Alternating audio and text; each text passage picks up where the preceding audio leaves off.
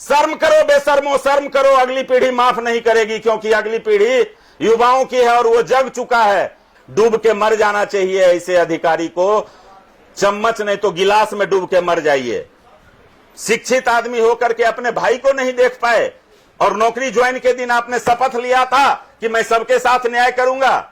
जाने दीजिए वैसे बकलोल शिक्षकों को, जो वेतन तो लेते हैं अच्छी शिक्षा देने का, लेकिन हाजिरी बना के अपने घर पे ही दूसरे काम में व्यस्त रहते हैं। वो सब नमक हराम हैं, देशद्रोही हैं, अंग्रेज से भी बदतर हैं, जिनका वेतन 1.5 लाख 2 लाख रुपया है, और वो भी बोलते हैं कि मेरे स्कूल में फंड नहीं है, इसीलिए डस्टबिन नहीं है, इसीलिए स्कूल में गंदगी फैली हुई है। वो फंड है या नहीं है वो तो मैं नहीं जानता हूं, लेकिन आप संस्कारहीन हो ये आपने बता दिया। ऐसे ही चोर ही बने रहोगे, जिसका इच्छा ही है कि हमारे एस्टीमेट में चोरी हो, सीमेंट गिट्टी में हम अंतर करें, वो कहां से आगे बढ़ेगा? कोई शक्ति उसको पॉजिटिव एनर्जी मदद नहीं करेगा। लेकिन आज के लोग, चाहे वो किसी भी पद पर हों, सिर्फ और सिर्फ अपना फायदा की बात सोचते हैं, भूल जाते हैं अपने पूर्वजों के बलिदान को, कि वो जो कल्पना किए थे स्वच्छ, सुंदर, हरित और खुशहाल भारत का, उस कड़ी को आप तोड़ रहे हैं। मामा वाला कजरौटी हो तो मौसी देने हो तुम छठी में टीका लगाए के चलल करो, किया कि बहुत नेता के नजर तोरा पर रहे छो, तोरा नेता बनबे चाहे छो। भूल से भी वैसन नेता नहीं बनी है जे चोरी करके 1000 करोड़ के मालिक बन गए हैं। नेता बनिए, लीडर बनिए अपने काम में। भ्रूण हत्या पे हड़ताल करते हैं, पेड़ की हत्या पे कोई धरना प्रदर्शन नहीं। ये तो मूर्खिस्तान है, हिंदुस्तान नहीं है। जिस समय आजादी की लड़ाई लड़ी जा रही थी, उस समय सिर्फ एक ही जाति थी हिंदुस्तान में, और उस जाति को लोग बोलते थे वी आर इंडियन, हम भारतीय हैं, गर्व से कहो कि हम हिंदुस्तान के निवासी हैं। और आज कोई अगड़े कहते हैं, कोई पिछड़े कहते हैं, कोई ब्लू गमछी ओढ़ते हैं, कोई लाल गमछी ओढ़ते हैं, कोई आरक्षण मांगते हैं, कोई आरक्षण का विरोध करते हैं, सिर्फ 1 घंटा के लिए कि वंदे मातरम जय श्री राम। नहीं, दरमाहा कौन चीक ले छो, दरमाहा कौन चीक ले छो, झूठे। मेरा भारत महान झंडा फहरा बेले, लुटेरा है लुटेरा। अंग्रेज तो सब कुछ छोड़ के गया, आप लोग तो लगता है सब लेके सिमरिया जाइएगा। कितनी भद्दी भद्दी गाली देता था अंग्रेज, कोरा से पीटता था अगर आप दरवाजे पर 5 आदमी बिना अनुमति का मीटिंग करते थे। शादी ब्याह में हजारों रुपए का पटाखा जलाते हो, है ना, शेरवानी 30,000 का सिलवाते हो, लजीज पकवान कि भाई ऐसा आज तक कभी नहीं आप खाए होंगे। लेकिन आपके मोहल्ले में जो गेस्ट आते हैं वो प्रवेश करते होंगे तो उस समय आपके मोहल्ले में गंदगी फैली रहती है। स्ट्रीट लाइट तो लगा हुआ है लेकिन उसका स्विच खराब है 50 रुपए का, वो आप नहीं करवा सकते हो चेंज। क्या ये नेता प्रधान देश है? बिल्कुल नहीं, कृषि प्रधान देश कहा जाता है। तो हमारे देश के जो भी अन्नदाता भगवान यानी कृषक हैं, किसान हैं, उनके लिए भी जिला अतिथि गृह में रूम रिजर्व होना चाहिए। वो भी वातानुकूलित रूम में उसी रेट पे रहेंगे जिस रेट पे एमएलए, एमपी और मंत्री रुकते हैं, अधिकारी रुकते हैं। क्या इंजीनियर साहब, आप अपने संतान का कसम खा के कह सकते हो?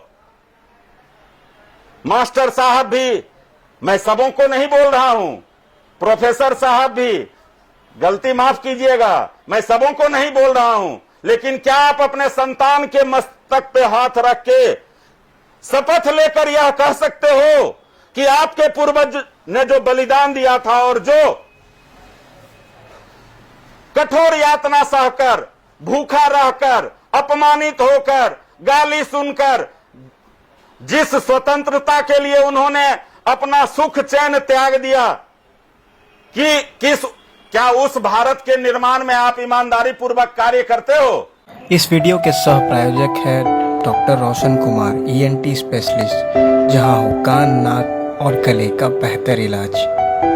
यूनान, मिस्र, रोमा सब मिट गए जहां से, यूनान, मिस्र, रोमा सब मिट गए जहां से, बाकी अभी तलक है नामो निशा हमारा। कुछ बात है कि हस्ती मिटती नहीं हमारी, कुछ बात है कि हस्ती मिटती नहीं हमारी, सदियों रहा है दुश्मन दौरे जहां हमारा, सारे जहां से अच्छा हिंदुस्तान हमारा, सारे जहां से अच्छा हिंदुस्तान हमारा। जय हिंद साथियों, मैं गौरव कुमार पाठक एक बार पुनः आप सबों का KV स्टूडियो की ओर से स्वागत करता हूं, हार्दिक अभिनंदन करता हूं। आज हमारे साथ आजाद भारत के संदर्भ में स्वर्णिम भारत, अखंड भारत और जगत गुरु के रूप में प्रतिष्ठित भारत के संदर्भ में अपने उद्बोधन को लेकर हमारे साथ फिर से एक बार हैं प्रखर वक्ता और हमारे समाज के रियल हीरो ओम प्रकाश भारद्वाज जी उर्फ पुट्टू जी। तो आइए इनसे मिलते हैं और सुनते हैं आजाद भारत के संदर्भ में इनके उद्बोधन। जय हिंद सर, और बहुत बहुत धन्यवाद सर आपका कि फिर से आपने हमें अपना समय दिया है। बहुत बहुत धन्यवाद केवी स्टूडियो को कि आप हमारे जैसे ग्रामीण भारत के निवासी को भी अवसर देते हैं स्क्रिप्टेड चकाचौंध भारत के लोगों को अपनी बात रखने के लिए। Thank you sir. हम बात करेंगे, आज आजादी का अमृत महोत्सव मनाया जा रहा है, आजादी का 75 साल। तो जिस गुलामी को हमने देखा, जिस गुलामी की जंजीर को तोड़ने के लिए आपके पूर्वजों ने ना जाने कितने कोरे खाए, कितने त्याग और बलिदान देकर आज हमें ये आजादी मिली, वो किससे? क्योंकि आपके पूर्वज भी स्वाधीनता संग्राम में तन मन धन से लगे रहे और वो किस्से आपने सुने होंगे। मैं चाहूंगा हमारी जो वर्तमान पीढ़ी है, आप उन्हें गुलाम भारत की वो तस्वीर बताएं जिस गुलामी की जंजीरों को हमारे पूर्वजों ने तोड़ा था। माफी मांगते हुए कुछ दिल की बात रखूंगा आप सबके सामने। शर्म किस बात की है? पूरे भारत के 135 करोड़ के जितने भी लोग हैं वो हमारे समाज हैं। तो बाबा छो, कोई बाबूजी छो, कोई काका छो, कोई फुआ छो, चाची भी है, मौसी भी है, माँ भी है, छोटा भाई भी है, बेटा भी है, बेटी भी है। फिर शर्म किस बात की? सिर्फ शर्म इस बात की है कि हमारे पूर्वज नजदीक का फायदा देखने से पहले दूर का नुकसान सोचकर कोई भी निर्णय लेते थे। नहीं था स्कूल कॉलेज, नहीं था विश्वविद्यालय उतने बड़े पैमाने पे जितना आज है। लेकिन आज के लोग चाहे वो किसी भी पद पर हों, सिर्फ और सिर्फ अपना फायदा की बात सोचते हैं। भूल जाते हैं अपने पूर्वजों के बलिदान को कि वो जो कल्पना किए थे स्वच्छ, सुंदर, हरित और खुशहाल भारत का, उस कड़ी को आप तोड़ रहे हैं। उस कड़ी को जोड़ने के लिए ही आज के कुछ युवाओं को हम प्रेरित कर रहे हैं पिछले 7 वर्षों से कि हमारे देश के लोगों के मेहनत से उपजाया हुआ अनाज या हमारे फैक्ट्री में काम करने वाले कामगार के द्वारा बनाया गया कोई भी गाड़ी, यंत्र, उससे जो टैक्स निकलता है उसी से पुल का निर्माण होता है, स्कूल कॉलेज हॉस्पिटल का निर्माण होता है, बनती है सड़कें, होता है खड़ा ब्रिज का पिलर। लेकिन क्या इंजीनियर साहब, आप अपने संतान का कसम खा के कह सकते हो? मास्टर साहब भी, मैं सबों को नहीं बोल रहा हूं, प्रोफेसर साहब भी, गलती माफ कीजिएगा, मैं सबों को नहीं बोल रहा हूं, लेकिन क्या आप अपने संतान के मस्तक पे हाथ रख के शपथ लेकर यह कह सकते हो कि आपके पूर्वज ने जो बलिदान दिया था और जो कठोर यातना सहकर, भूखा रहकर, अपमानित होकर, गाली सुनकर जिस स्वतंत्रता के लिए उन्होंने अपना सुख चैन त्याग दिया, कि क्या उस भारत के निर्माण में आप ईमानदारी पूर्वक कार्य करते हो? आपके गांव में अगर सरकारी फंड से कोई चापाकल लगता है, कोई स्ट्रीट लाइट लगती है, तो क्या आप उसमें 50 और 100 रुपया अपना खर्च कर उसकी मरम्मती नहीं करवा सकते हो? क्या सिर्फ ग्राम पंचायत, जिला प्रशासन, राज्य प्रशासन के ही भरोसे रहोगे? असुविधा किसको होती है? हम भारतीयों को ही। जिस समय आजादी की लड़ाई लड़ी जा रही थी उस समय सिर्फ एक ही जाति थी हिंदुस्तान में और उस जाति को लोग बोलते थे वी आर इंडियन, हम भारतीय हैं, गर्व से कहो कि हम हिंदुस्तान के निवासी हैं। और आज कोई अगड़े कहते हैं, कोई पिछड़े कहते हैं, कोई ब्लू गमछी ओढ़ते हैं, कोई लाल गमछी ओढ़ते हैं, कोई आरक्षण मांगते हैं, कोई आरक्षण का विरोध करते हैं। मूर्ख कहते हो, पढ़ लिख के मूर्ख कहते हो किसको? जो प्रदूषण नहीं फैलाता है, पैदल चलता है ताकि हमारे देश का प्रदूषण लेवल कम हो, साइकिल से चलता है ताकि नवजात बच्चों को प्रदूषण के कारण निमोनिया बीमारी नहीं हो। और आप वकील साहब, आप प्रोफेसर साहब, नेताजी, आप 2 किलोमीटर के लिए अधिकारी भी, कर्मचारी भी, आप 2 किलोमीटर के लिए भी सिर्फ अपना सुख देखते हो कि हम मोटरसाइकिल से और कार से जाएंगे, तभी मेरा ऑरा बना रहेगा, ग्लैमर रहेगा लाइफ में। अपने भारत के लिए ये छोटा सा त्याग नहीं कर सकते हो?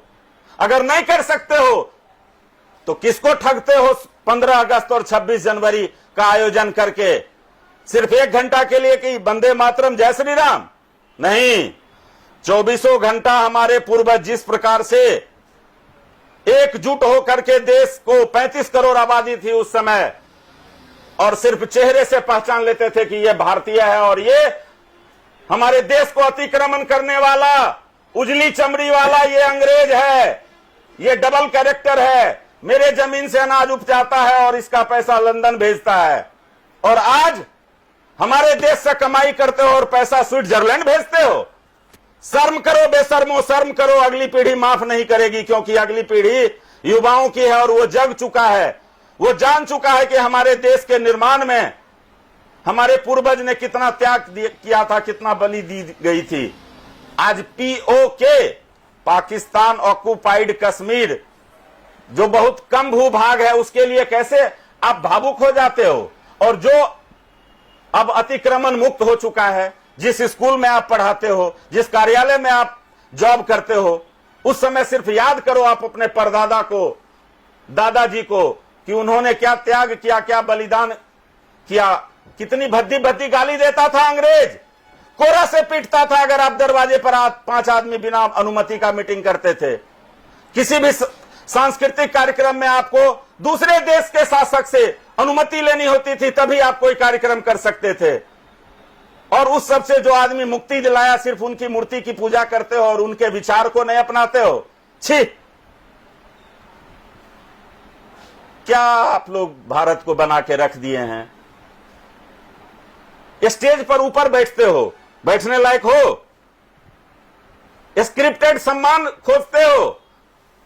तुम्हारे घर के पास जाते हैं तो चारों तरफ गंदगी फैली रहती है, तुम्हारे विद्यालय में जाते हैं तो लगता ही नहीं है कि स्वतंत्र भारत का ये शिक्षित आदमी है। पहले जब अंग्रेज का जमाना था और हम भारतीय एक थे, कोई भी कार्यक्रम होता था, सामूहिक हो, पारिवारिक हो, सांस्कृतिक हो, सामाजिक हो, पूरे लोग एकजुट होकर के उस कार्यक्रम को सफल बनाने के लिए, क्या वो कार्यपालक अभियंता, क्या वो कनीय अभियंता, क्या वो प्रधानाध्यापक या क्या वो सफाई कर्मी, सब एकजुट होकर के गांव को एक करते थे।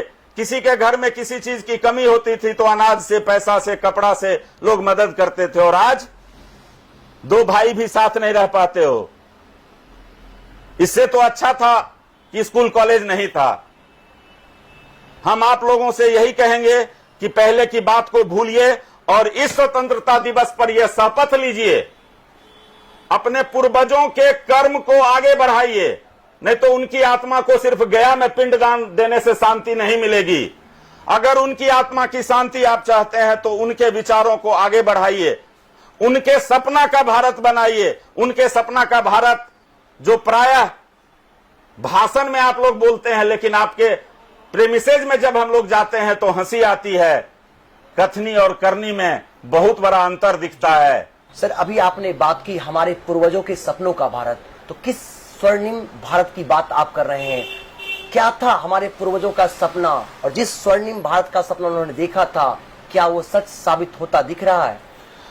देखिए, मैं तो सकारात्मक विचार रखता हूं और हमेशा ये सोचता हूं कि अगर मैं शाम को सिर्फ ये विचार करूं कि आज सुबह से शाम तक के लिए मैंने अपने परिवार की भलाई के लिए क्या किया, तो उसका भी हिसाब हमारे पास है, और अपने देश की भलाई के लिए क्या किया तो उसका भी हिसाब मेरे पास है। किसी को बताने और पूछने की जरूरत नहीं है। स्वतः आप लोग पूछिए कि आप अपने देश की भलाई के लिए इस कैलेंडर ईयर में, यानी 16 अगस्त 2020 से आज 14 अगस्त 2021 तक आपने वो कौन सा कार्य किया जिससे अपने देश की भलाई हुई हो। और हमारे पूर्वज कहते थे, लेग पुलिंग मत करो, हैंड पुलिंग करो। हैंड पुलिंग करने का संस्कार जिस दिन हर व्यक्ति के अंदर में प्रवेश कर गया, तो हमारे पूर्वजों का जो सपना था उसको साकार होने में एक दिन भी नहीं लगेगा, कुछ घंटों में हमारा देश सुधर जाएगा। आप गाड़ी पे ओवरलोडिंग का विरोध करते हो, जिला प्रशासन के सामने हड़ताल करते हो कि गाड़ी एक्सीडेंट हो गई, उस गाड़ी पे चढ़ता कौन है? क्या डीएम साहब आपको बोलते हैं कि आप गाड़ी के छत पे चढ़ जाओ? गाड़ी का सीटिंग कैपेसिटी 5 है। क्या डीएम साहब, बीडीओ साहब, डीटीओ साहब, मुख्यमंत्री, प्रधानमंत्री आपको बोलते हैं कि 5 की जगह 15 लोड हो जाओ? क्या गाड़ियों की कमी है? या क्या वो आपको ये गारंटी लेता है कि मैं सुरक्षित पहुंचाऊंगा? ये बहुत छोटी सी बात है। ये कर्तव्य खुद से आपको करना होगा। मैं छोटा सा उदाहरण दिया, देसी आदमी हूं, देसी भाषा में बोल सकता हूं, मैं स्क्रिप्टेड बात नहीं बोलता हूं, दिल की बात बोलता हूं। और अंतिम बात, मैं दिमाग का कभी यूज ही नहीं करता हूं। जो बोलता हूं वो दिल से बोलता हूं, क्योंकि दिल में कभी भी बुराई नहीं रहती है। आपको थोड़ा फनी लगेगा, लेकिन है बहुत पते की बात। जाने छो, दूगो जब चोर बतियाबे छै, या लुटेरा या डकैत, कहे छै कि जे आय ने फलनमा के मोटरसाइकिल छीन लेबे, कोनो दिमाग लगा ही ना है। उ जे फलना चाची जैथिन ने, उनकर चेन छीन ले छे सोना वाला, 50,000 में बिक जेते। किसी के मुंह से आप नहीं सुने होंगे कोई दिल लगाओ गौरव भाई का कैमरा आज छीन लेंगे। कभी हो ही नहीं सकता, कभी कोई बोल ही नहीं सकता है, क्योंकि दिल इस चीज का गवाह ही नहीं देता है कि कोई गलत करे। बस 22 इंची की दूरी पर दिमाग और दिल है। हमारे पूर्वज दिल से काम करते थे। काश वर्तमान भारत के लोग भी अगर दिल से काम करें, घर से निकलें, कहीं गंदगी देखें तो डस्टबिन में डाल दें। नगर निगम डस्टबिन नहीं लगाया, नो प्रॉब्लम, आपकी औकात है, आपकी क्षमता है। शादी ब्याह में हजारों रुपए का पटाखा जलाते हो, है ना? शेरवानी 30,000 का सिलवाते हो। लजीज पकवान कि भाई ऐसा आज तक कभी नहीं आप खाए होंगे, लेकिन आपके मोहल्ले में जो गेस्ट आते हैं वो प्रवेश करते होंगे तो उस समय आपके मोहल्ले में गंदगी फैली रहती है। स्ट्रीट लाइट तो लगा हुआ है, लेकिन उसका स्विच खराब है 50 रुपए का, वो आप नहीं करवा सकते हो चेंज, क्योंकि आपके दिमाग में है कि ये सरकारी फंड का है। अरे मूर्खों, वो सरकारी फंड क्या होता है? क्या मोदी जी अपने घर की कमाई से स्विच लगाते हैं, या नीतीश जी, या लालू जी, या डीएम साहब, या बीडीओ साहब, या उपेंद्र बाबू, या कार्यपालक अभियंता? आपके और मेरे ही टैक्स के पैसे से वो स्विच लगता है। तो कोई बात नहीं है, अगर वो इंफीरियर क्वालिटी का है या कोई भी डिफेक्टिव के कारण स्विच खराब हो गया, तो अंधेरा में लुटते कौन हैं? आपके घर के कोई आदमी शाम में जाते हैं, लाइन तो है बट स्ट्रीट लाइट का स्विच खराब है। आपके घर की कोई मातृशक्ति, कोई मां, बहन, बेटी बाजार जाती है और अंधेरे का फायदा उठा करके राक्षसों का वंशज चैन लूट लेता है। आपको बाद में बहुत अफसोस होता है कि काश मैंने 30-50 रुपए का स्विच लगाया होता तो आज मेरे घर का ये 50,000 का सोने का चेन या 20,000 का मोबाइल नहीं लुटता। रोशनी में राक्षस के वंशज गायब हो जाते हैं। हवन कुंड में जैसे राक्षस भाग जाते थे अग्नि देख करके, वैसे ही प्रकाश में राक्षस नहीं आते हैं। बस सिर्फ सोच बदलने की बात है। दिमाग के जगह दिल से सोचिए। स्वर्णिम भारत को बनने में ज्यादा समय थोड़े ही लगेगा। सर, भारत माता की जय, वंदे मातरम या झंडा फहरा देना, क्या यही देशभक्ति है, या देशभक्ति क्या है? व्यक्ति से ही परिवार, परिवार से समाज, समाज से जिला, राज्य और देश का निर्माण होता है। हर यूनिट यानी हर व्यक्ति के अंदर में देशभक्ति का जज्बा वैसा होना चाहिए जैसे वो अपने माँ पिता के लिए करता है। आपको मैं एक सच्ची बात बताना चाहूंगा। मेरे बाबा यानी दादाजी स्वर्गीय बनारसी बाबू अपने जीवन का एक किस्सा हमसे शेयर किए थे। भगवान स्वरूप सुभाष चंद्र बोस जी के फॉरवर्ड ब्लॉक पार्टी के वो एक अच्छे कार्यकर्ता थे, और हमारा पुराना गांव समस्तीपुर जिला के नया नगर में कुछ अधिकारी आए थे आजादी के बाद कि बनारसी सिंह कौन है, मेरे बाबा का नाम लेके। मेरे बाबा उपस्थित हुए और उनसे कहा गया कि इस फॉर्म पे दस्तखत कीजिए। बाबा का क्वेश्चन हुआ, किस कारण से, क्यों करूं दस्तखत? तो आपने स्वतंत्र भारत के लिए बहुत काम किया है, तो आपको इसका पारितोषिक मिलेगा, इनाम मिलेगा, धन मिलेगा। मेरे बाबा ने कहा, बहुत ही इमोशनल बात कहा कि मैं पिताजी का पैर डेली दबाता हूं, मां की सेवा डेली करता हूं। क्या मैं उनसे पैसा के लोभ में करता हूं? क्या मैं सम्मान के लिए करता हूं? क्या न्यूज में बनने के लिए करता हूं? तो मेरे नजर में मेरी मां, मेरे पिताजी और मेरा देश एक जैसा ही पायदान पे है, तो फिर उसके लिए हम पारितोषिक क्या लेंगे? जबकि आज अधिकतर स्ट्राइक वेतन वृद्धि के लिए होता है। अधिकतर स्ट्राइक ये होता है कि हमको लोन माफ कर दीजिए, हमको सब्सिडी दीजिए। मिलेगा सब्सिडी? पहले विकसित भारत तो बनाओ। हम ये नहीं कहते हैं कि आप भिक्षाटन करते हैं, आपकी जरूरत है, आपको मिलना चाहिए, लेकिन जो समाज में ऊंचे पायदान पे चले गए हैं वो क्यों लाभ लेते हो? इसका दूसरे का हक हिस्सा क्यों मारते हो? हमारे जो पूर्वज थे वो अंग्रेजों की गाड़ी देखते थे तो उनको मन में होता था कि हमारे भारतीय के पास भी ऐसी गाड़ी हो। गाड़ी की तो बात छोड़िए, उस समय रेडियो और साइकिल भी सबके घर में नहीं होता था। और आज निश्चित हमारा भारत तरक्की किया है, अधिकतर घरों में 4 व्हीलर भी है, 2 व्हीलर भी है, जरूरत का सामान भी है। कमी सिर्फ इस चीज की है कि घर में है और घर के बाहर जिसको आप सरकारी बोलते हैं वो आजादी से पहले से भी बदतर स्थिति में है। आजादी से पहले प्रदूषण नाम की कोई चीज नहीं थी। यूरिया, डीएपी, पोटास का प्रयोग नाम मात्र का होता था, क्योंकि वो जानते थे कि इसका दुष्प्रभाव अगली पीढ़ी पर पड़ेगा। वर्तमान समय में ज्यादा से ज्यादा अनाज उत्पादन करो ताकि बेगूसराय में मकान हो जाए, पटनों में हो जाए, तनी नोएडो में हो जाते न बेंगलोर में, तो 7 पीढ़ी बैठ के खेती रहे। अरे स्टेट को देखे हो, जमींदार को? एक भी जमींदार और स्टेट का नाम बताओ जो 7 पोस्त बैठ के खाया हो। कहीं नहीं, पूरे भारत में नहीं मिलेगा, क्योंकि कंट्रोल करने वाला कोई ऊपर है, वो देख रहा है। और मनुष्य और पशु में थोड़ा स्वतंत्रता से हटके है, और स्वतंत्र भारत में मनुष्य और पशु की क्या स्थिति है और मनुष्य को पशु का सम्मान क्यों करना चाहिए। 2 मिनट में ये धार्मिक बात है, मैं रखना चाहूंगा। किसी भी पशु पक्षी को ना अपना आवास बनाने की जरूरत है, ना भोजन उत्पादन करने की जरूरत है, ना औषधि की जरूरत है, क्योंकि उसके लिए स्वयं बाबा भोलेनाथ घास दे दिए हैं, पेड़ दे दिए हैं, आवास बनाने का तरीका सिखा दिए हैं। घोंसला बनाना पक्षी जानती है। कभी आप नहीं देखे होंगे घोड़ा को खेत में बीज डालते हुए, कभी आप नहीं देखे होंगे तोता अपने लिए चापाकल गड़वा रहा है, कभी आप नहीं देखे होंगे कि हाथी किसी मेडिसिन शॉप पे दवाई खरीदने गया है, कुत्ता को कभी आप कपड़ा खरीदते नहीं देखे होंगे। तो सबसे नजदीक भगवान के वो लोग हैं, उनके लिए सब कुछ भगवान पहले से स्वतः दिए हैं, और मनुष्य के लिए सब कुछ अपने उपार्जन करना है। भगवान आपको बुद्धि दिए हैं, हाथ को रोक के मत रखिए, बेरोजगारी का रोना मत रोइए। हमारे पूर्वज अभाव में भी अपना स्वभाव नहीं बदले थे। जो ही होता था अंग्रेजों को भगाने के लिए, एक डंडा भी होता था, उसी को लेके और ऊंचे आत्मबल से निकल जाते थे। और आपको रिक्शा पुलिंग करने में, सब्जी बेचने में, बर्तन धोने में, झाड़ू लगाने में, मेहनत करने में अपमान महसूस होता है।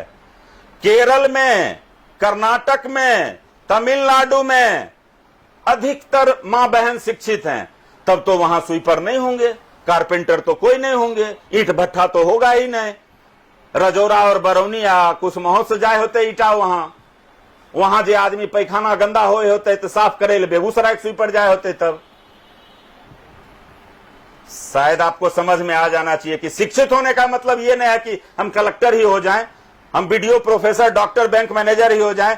शिक्षित इसीलिए हुआ जाता है कि ताकि अपने जीवन को आसानी से खुशहाली के रूप में तनाव छोड़ के जी सकें, स्वस्थ रहें, निरोग रहें। ये सोच होता है शिक्षित होने से, और समाज को एक साथ लेकर चलने के लिए लोग शिक्षित होते हैं। जबकि शिक्षा लगता है यहां पे लोगों को रिएक्शन कर गया है। मुझे गर्व है कि मेरा भारद्वाज परिवार नहीं है, हमारा भारद्वाज परिवार है। क्या आप ये बोल सकते हैं? मेरा के जगह आप हमारा बोल सकते हैं? क्या आप ज्वाइंट फैमिली में रहते हैं? यहां से 8 किलोमीटर दूर एक रिटायर एसडीओ साहब, जिनके छोटे भाई हमारे यहां रोजगार मांगने आए कि मैं एक ड्राइवर की भी नौकरी कर लूंगा।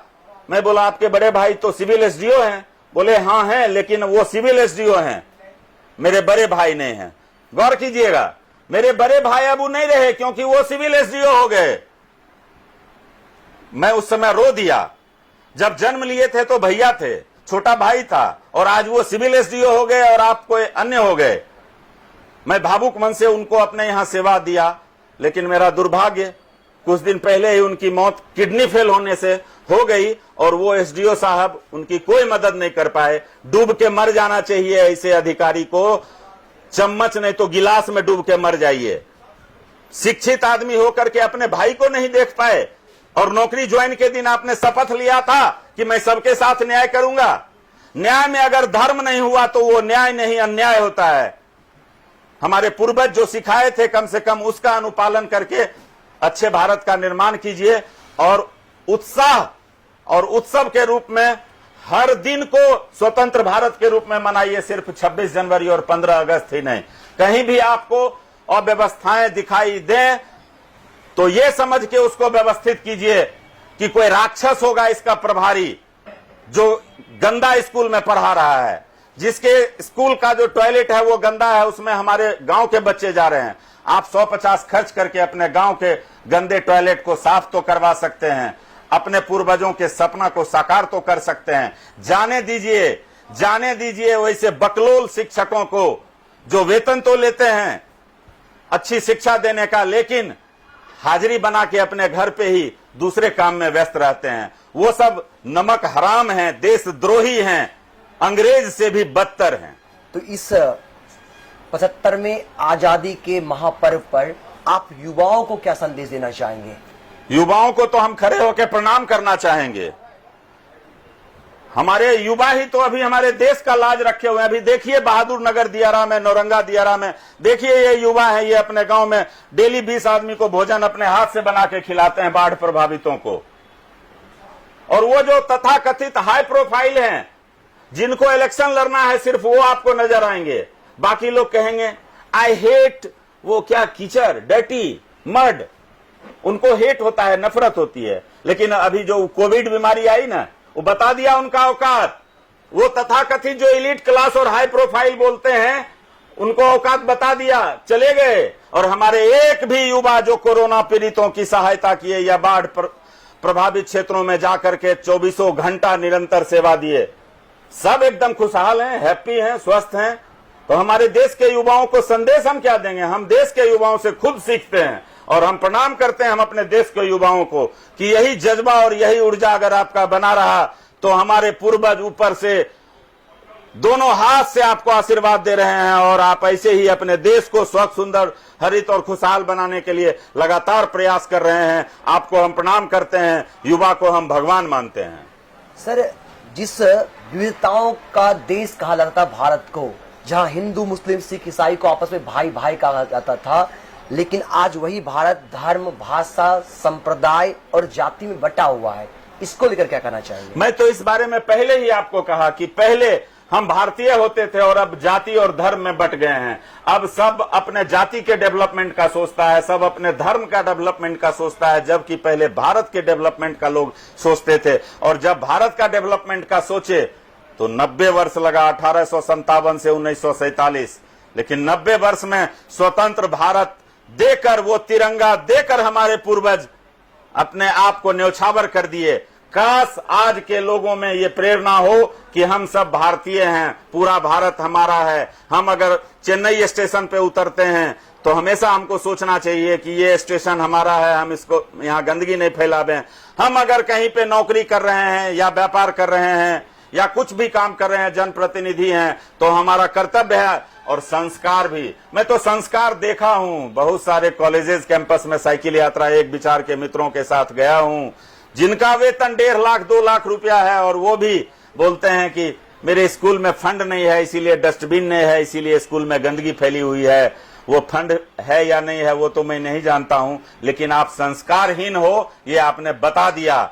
हमारे पूर्वज, चाहे वो राम जी थे, पासवान जी थे, महतो जी थे, पोदार जी थे, चौधरी जी थे या पांडे जी थे, पाठक जी थे या सिंह जी थे, सब के अंदर एक जज्बा था कि हम देश में कहीं भी हैं तो पूरा देश हमारा है। कहीं भी वो, पहले भी लोग कुंभ में जाते थे, पहले भी लोग गंगा किनारे स्नान करने जाते थे।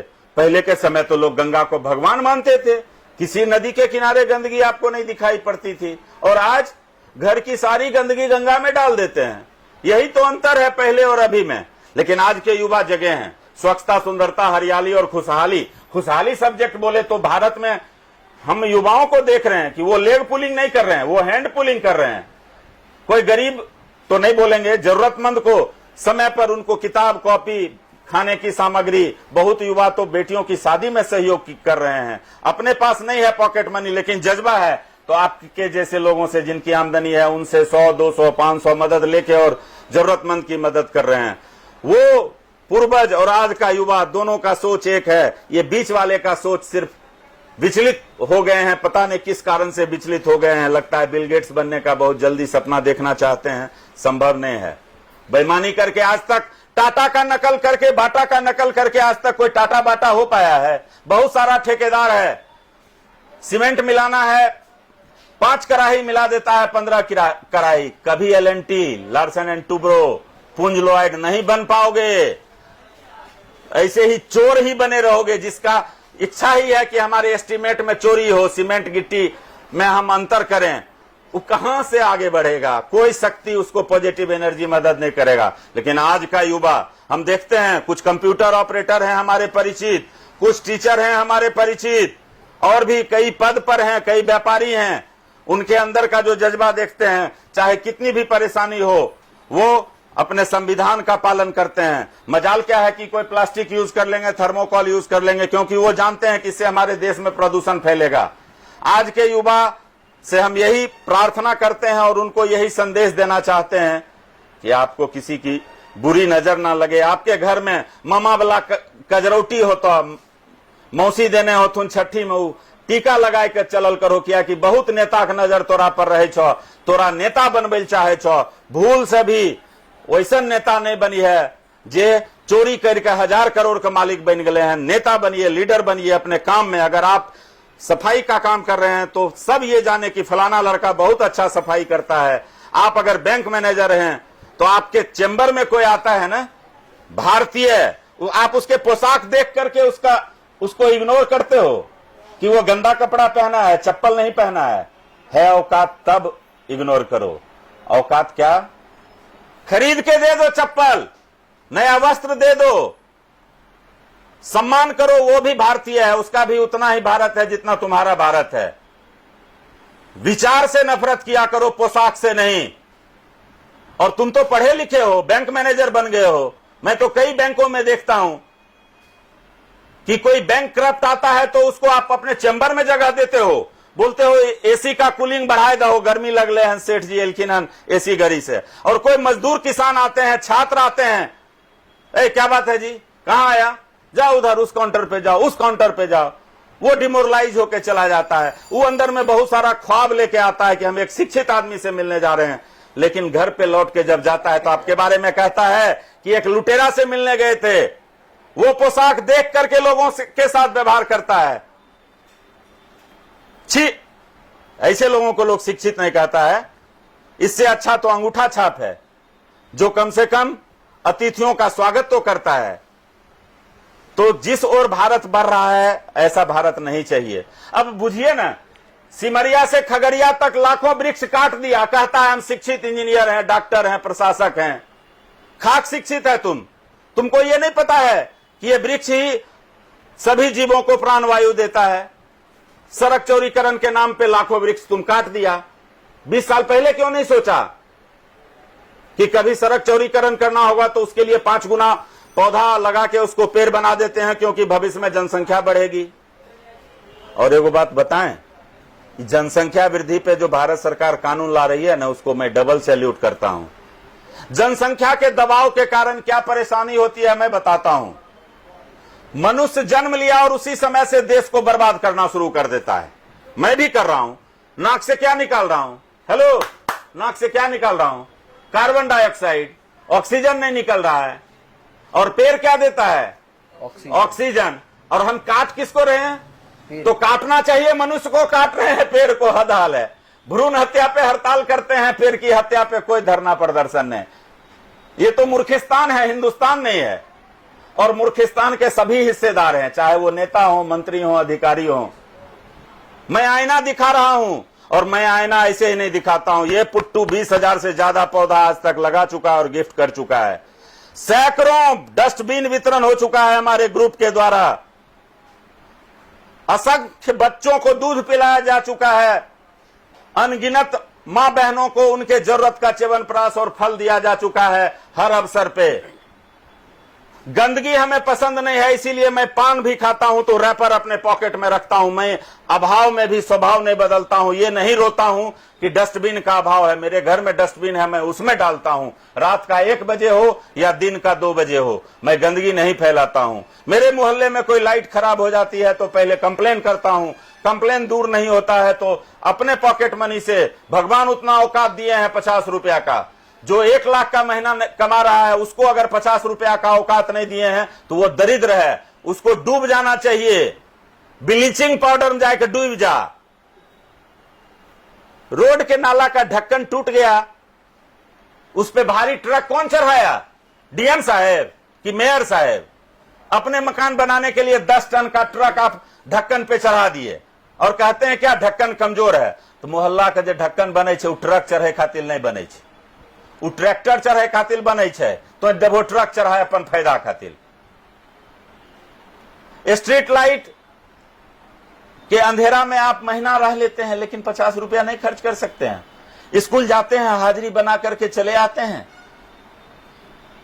बट डॉक्टर साहब हैं और चाहते हैं कि हमारे घर के बगल में पोस्टिंग हो। इलाज के नाम पे बोलते हैं मेरे निजी क्लिनिक में आ जाइए। प्रोफेसर साहब, आप अपने कॉलेज के क्लास में क्या बोलते हो कि मेरे इंस्टीट्यूट में आके पढ़ो। दरमाहा कौन चीक ले छो? दरमाहा कौन चीक ले छो? झूठे।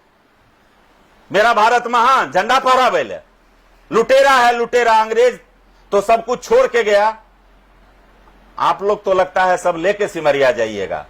युवा थोड़ा और मेहनत करना पड़ेगा, नहीं तो ये जितना लुटेरा है ना, जो वेतन लेता है और अपने आप को मजबूत कर रहा है, एक एक स्कूल में जाइए, एक एक कॉलेज में जाइए, एक एक हॉस्पिटल में जाइए, एक एक सरकारी निगम में जाइए और वहां जाकर के बुलंद आवाज में बोलिए कि मेरा ये अधिकार है, ईमानदारी पूर्वक काम करो, नहीं तो गद्दी छोड़ो, दूसरा युवा है तैयार।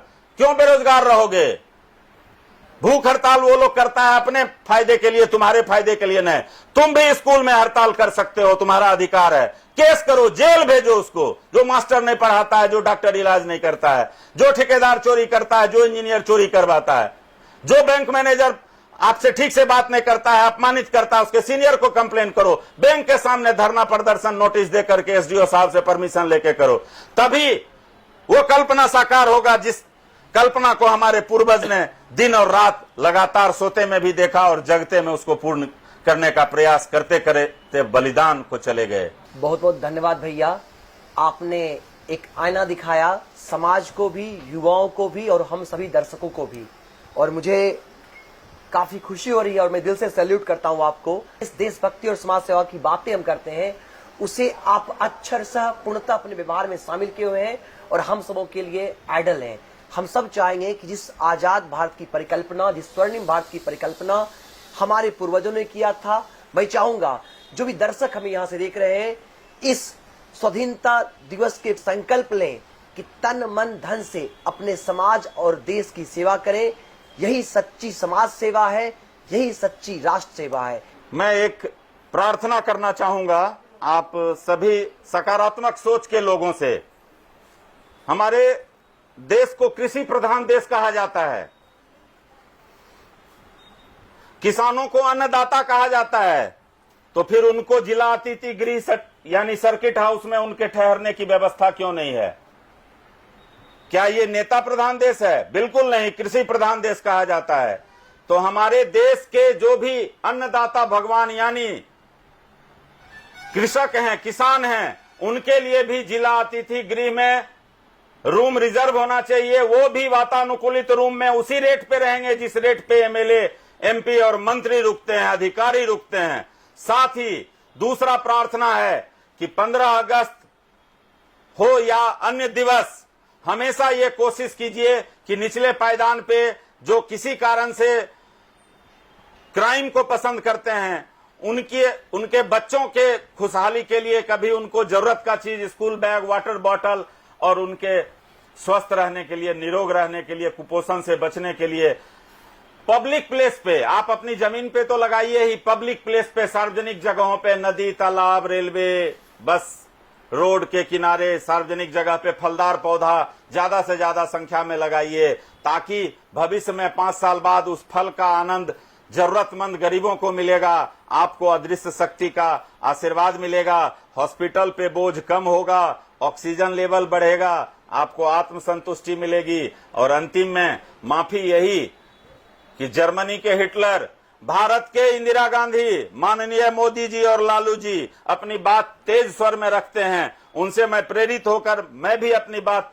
तेज स्वर में रखता हूं, ताकि हमारी बात को आप अच्छे तरीके से सुन व समझ सकें। क्योंकि हमारे कुछ जो गार्जियन स्वरूप हैं पूरे देश में, जिनको ऊंचा सुनाई देता है, यानी कान से आवाज कम सुनाई देता है, तो धीमी आवाज में अगर मैं अपनी बात रखूंगा तो हो सकता है उनको सुनने में असुविधा हो। इसीलिए मैं तेज स्वर में बोलता हूं, इसके लिए क्षमा कीजिएगा।